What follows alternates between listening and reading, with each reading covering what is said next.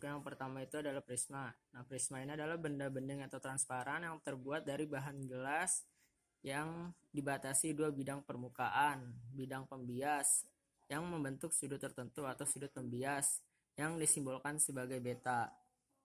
Nah, berikutnya pada gambaran pada poin yang kedua itu kita akan menganalisis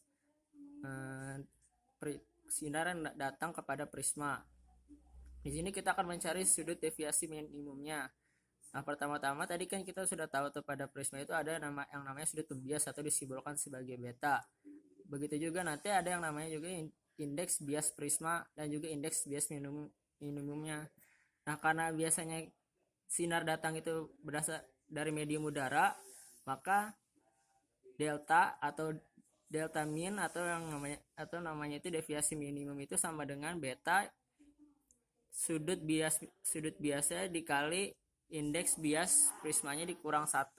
Itu kalau mediumnya udara. Nah, kalau misalnya mediumnya itu berasal bukan dari udara, maka kita bisa pakai delta min sama dengan beta dikali np per n medium dikurang 1.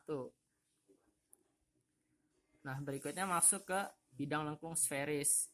Nah, dalam bidang lengkung sferis ini kita bisa berguna kalau misalnya kita mau menghitung dalam posisi kolam renang misalnya. Nah, itu kan air atau air aksa ya, misalnya itu kan bidang lengkung.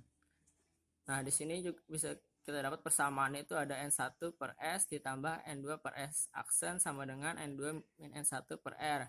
N1 itu indeks bias pada medium 1, N2 indeks bias pada medium 2, dan S itu jarak dari pusat kelengkungan ke posisi benda itu diletakkan. Dan S aksen itu jarak bayangan ke pusat lengkungnya. Nah, dan di mana R-nya itu merupakan jari-jari kelengkungan.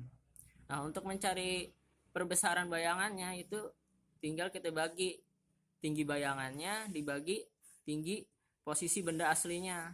Itu sama dengan mutlak S aksen jarak bayangan ke pusat lengkung dibagi jarak bendanya dikali indeks bias medium pertama dibagi indeks bias medium kedua. Nah, berikutnya pada bidang datar.